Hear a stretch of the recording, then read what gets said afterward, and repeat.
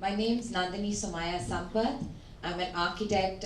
We have a studio based out of Mumbai called SNK, creating ideal spaces. The Mexican architect Luis Barragan said, I think ideal spaces should have elements of magic, serenity, sorcery, and mystery. When I looked at the definition of ideal spaces, it came across as that which is only in the imagination or that which is perfect. But there's also an extended definition, that which is the best possible solution.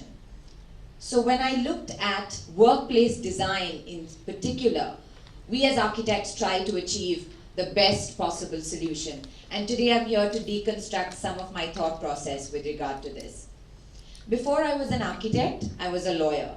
So my brain is rigged in a particular way. It forces me to think like this. So very much first research and then understanding, and then finally we reach interpretation. So I began the topic with research, the relationship between the workplaces and the generations in those spaces. So when I looked at the generations, I came across four specifically in the workspace. The traditionalists, they were called the greatest generation. They are those born before 1964. Then we have the baby boomers. They're born between 1946 and 1964. And then finally Generation X, which is 1965 to 1979. And we have the millennials, which are born from 1980 to 2004. Now for me to get better insight into all these generations, I decided to look at my own family tree. I come from a small part of Karnataka called Coorg. We are known for our coffee estates and our paddy fields. We are the Kodavas, which is a warrior clan, and you can see my father here, up here, with his pichakati or his sword, which we used for harvesting as well as protecting the clan. Many Kodavas went on to serve in the armed forces of India. And I look at the traditionalists, which are my grandparents. Both my grandfathers were in the armed forces, and these were some of the words connected with traditionalists. My paternal grandfather on the left, Brigadier Somaya, served as a medical doctor in the army. He served in World War II, and you can see him here with his second field hygiene section serving out of Iran. And on the right, my maternal grandfather, K.M. Channappa, also fought in World War II as a captain, but he was very involved with nation building post that. And he was responsible for many of the hydroelectric plants that were built in India.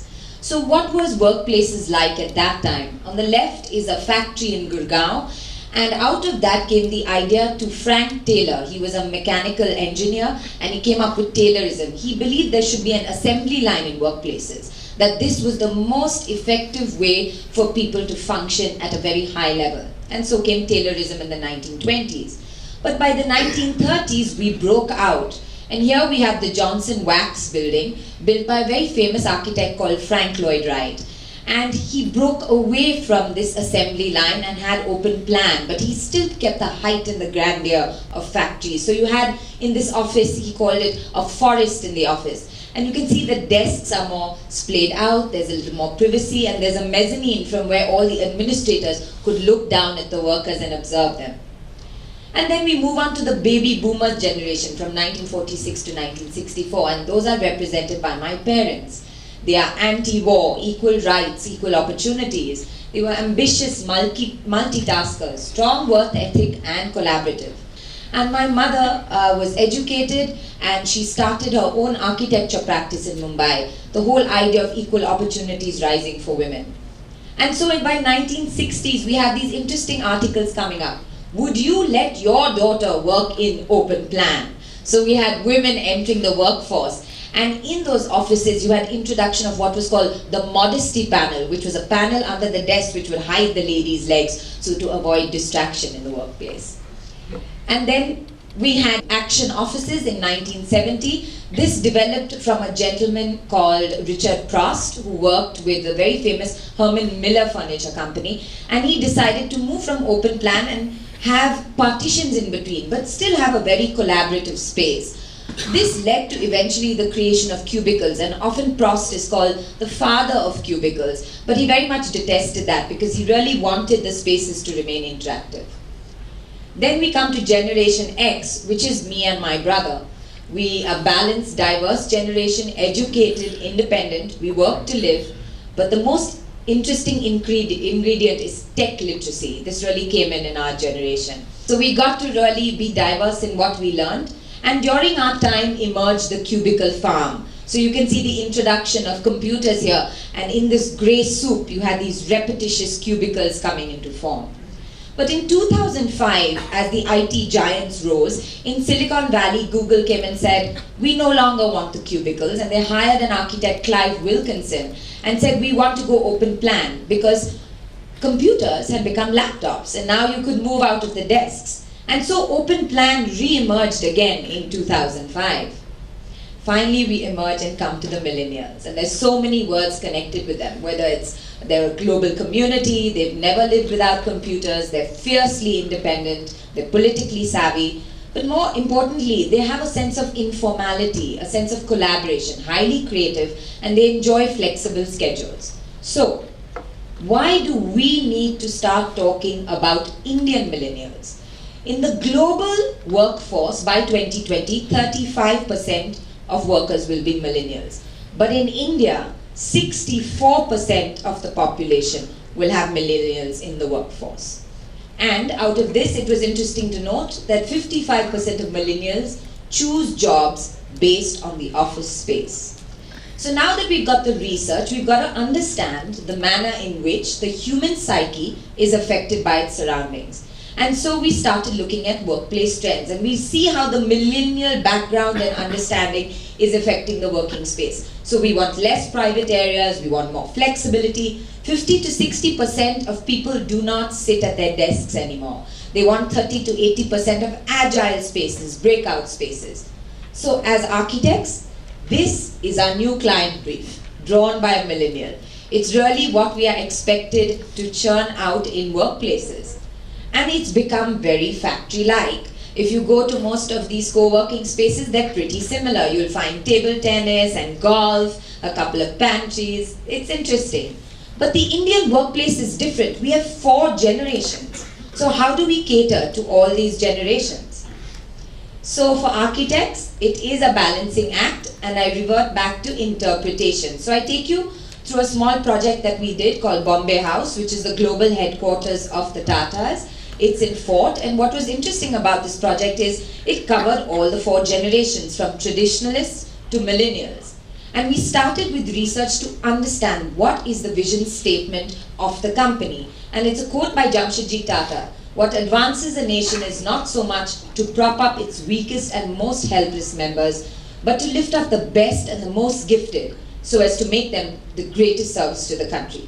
So this idea of commitment to philanthropy became the connecting thread across the office space. And we began voicing that through the vision of the company, ethics, integrity, leadership, and finally how it is a global leader. And we decided to do this in 2 ways, to connect the message and connect the generations, through archiving and through arts and crafts. So we began archiving, taking out all the archives and then putting up in them into various categories: pioneering, trust, community, and heritage.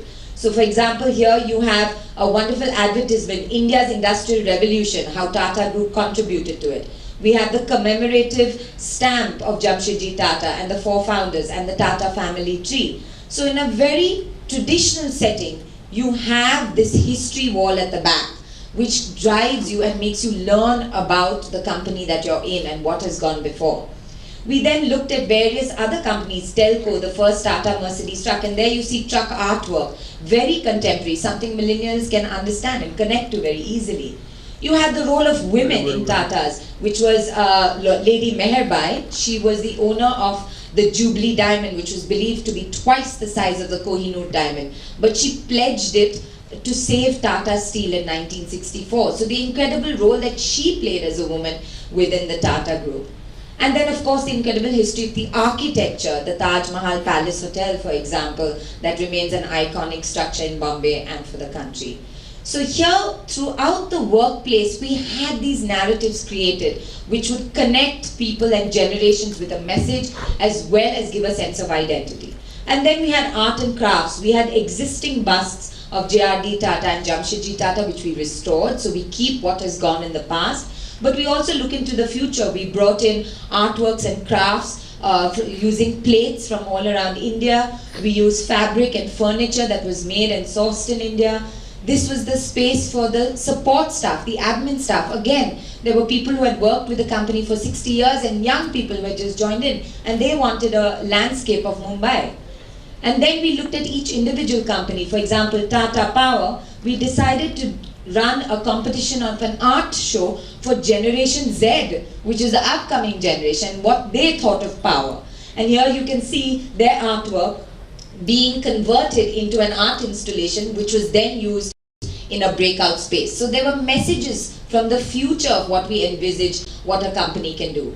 We support our rural workers, our arts and craftsmen, a resounding sense of India and where we come from.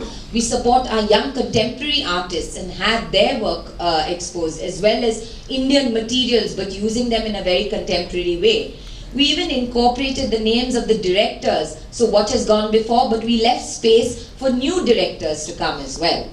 So very contemporary spaces, agile, using Scrabble, a game that connects all generations. And in high-end areas at the background, you can see a map of Mumbai, an old map from the 19th century where the location of Bombay House now stands. Bombay House really became, for us, an attempt to connect generations through history, through art, bringing in context, and bringing them up in technology and to 2.0.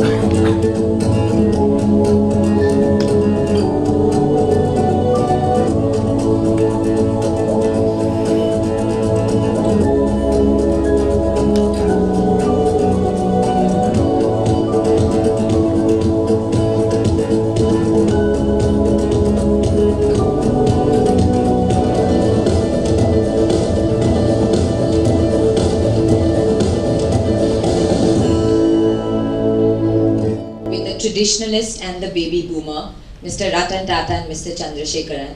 And as they were immersed in this very contemporary setting, being very nostalgic at seeing what had gone before, but also very excited for a very high-tech space for their people moving forward. So what is the future of the workplace? The image on the left is a monk from the 16th century sitting and working. And it's almost as if he's working in his own little cubicle. We then moved on to Taylorism, which was this assembly line factory setting. Then we broke out into open plan with Frank Lloyd Wright. And then we reverted back into the cubicle farms. And somehow technology pushed us back into the open plan by Googleplex. So it seems like workplace very much has this cyclical journey as it traverses through time. And this has very much to do with technology, where we were and the journey and where we are today with so much of what we've discussed today with technology and how it has impacted us. And as we look forward, we are learning so much about artificial intelligence and robotics. And what does that mean for the workplace? Will we end up like the monk, but this time a very high-end monk, where you are in your pod and completely ensconced by technology? But we don't want it to become another cubicle farm. It should not be without reference, without context. And so our only hope as architects and designers is we are able to contextualize it. And a wonderful example to end is Hugh Hefner. Everybody knows he was the publisher of the Playboy magazines. But what people don't know is he was a brilliant businessman. His workplace was called the 24/7 bed. He actually designed this bed to be round, it rotated, it vibrated, it had several sections for cubby holes, for papers, for food, and he worked in his silk pajamas 24 hours, 7 days a week, making sure the quality of that publication was up to his standards. And he made a multi-million-dollar industry out of it. So I have to respect Sir Hugh Hefner in being able to create the ideal space that is mixed with all the elements: magic, serenity, sorcery, and mystery. Thank you.